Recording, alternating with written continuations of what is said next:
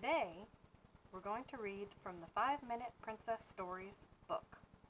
And it's about all of the Disney princesses.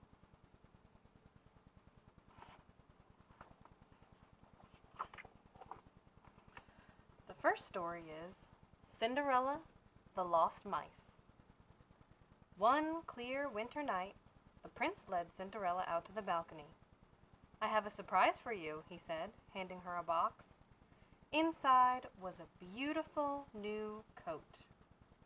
"Oh, it's simply lovely," Cinderella exclaimed. "Thank you." It was a pretty and thoughtful gift. The coat would keep her warm during the cold winter.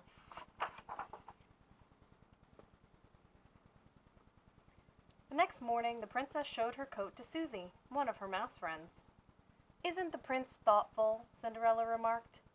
"Nicea, nicea," Susie exclaimed. The coat sleeve felt warm and cozy, especially compared to where the mice lived. A few minutes later, Jack and Gus went into Cinderella's room. It had been a chilly night in the attic, and the mice were still shivering. "Cinderella, Cinderella," Jack called. He knew that if he told the princess how cold the attic was, she would do something about it, but she was rushing off to get dressed for a tea party, so she didn't hear her friend. Jack sighed. It was too cold for the mice to stay in the attic much longer. Cinderella had always been very kind to the mice, and Jack was sure she would want them to be warm. So he and Gus called the rest of the mice down from the attic. They sat in front of a blazing fire in Cinderella's room. Before long, their cold paws and tails had warmed up, and their teeth stopped chattering. They'd wait there until Cinderella got back.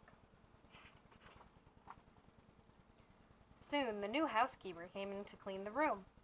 When she saw the mice, she shrieked and shooed them away. "Mice don't belong in a castle," she yelled. "Now get out!" The housekeeper didn't know that the mice were Cinderella's friends. She chased them with a broom. The frightened mice had no choice but to scramble back up to the cold attic. Brrr! Gus began to shiver as soon as the mice were safely upstairs. The mice really needed the princess's help, but how would they be able to speak to Cinderella when they were afraid to set foot downstairs? Wham! Suddenly, the castle gardener barged through the attic door. Before the mice knew what was happening, he had trapped them. "Now take them outside," they heard the housekeeper say. "Take them far away so they never return." Meanwhile, Cinderella's tea party had ended, and she and the prince were out riding. As their horses trotted through the countryside, they saw the castle gardener tending to something in one of the fields. "Hello!" the prince called out. "It's much too cold to be working outside." But the gardener did not answer. The prince called to him again and still got no reply. As they rode on, the prince turned to Cinderella. "That was odd," he said. "I can't believe he did not hear me. Why wouldn't he answer?" "Perhaps he was lost in thought," Cinderella replied. Cinderella was right. The gardener had been trying to make a decision. He was about to let the mice go as the housekeeper had ordered, but he was worried about them. He knew it was too cold outside. Finally, he decided to take the mice to the stables. "Now don't tell the housekeeper," he told the stable workers, "but these poor mice need a warm place to stay and a bite to eat." The mice were very grateful to their new friends. The mice nestled together in the barn, but as night approached, the stables got colder. Luckily, the horses were very friendly. They told the mice to snuggle in their manes to keep warm. "That's a nice," said Gus as he drifted off to sleep. Later that night, back at the castle, Cinderella was starting to worry. She hadn't seen the mice since that morning. Jack and Gus nearly always came by in the evening.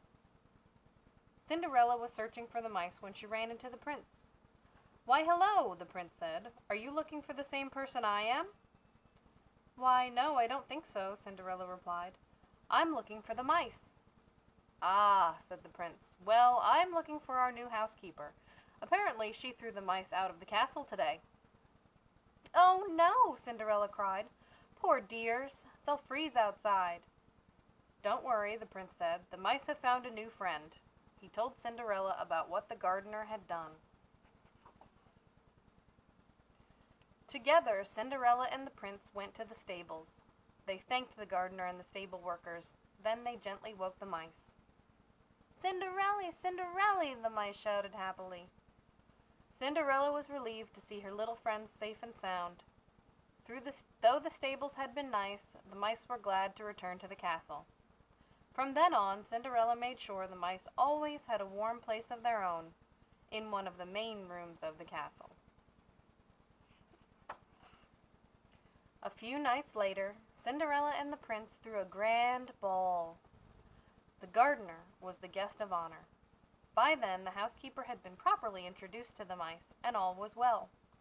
As the guests twirled around the dance floor, the mice celebrated with a banquet of their own, warm and cozy at last. Thank you for reading along with me. Next time, we'll read The Little Mermaid, a special song.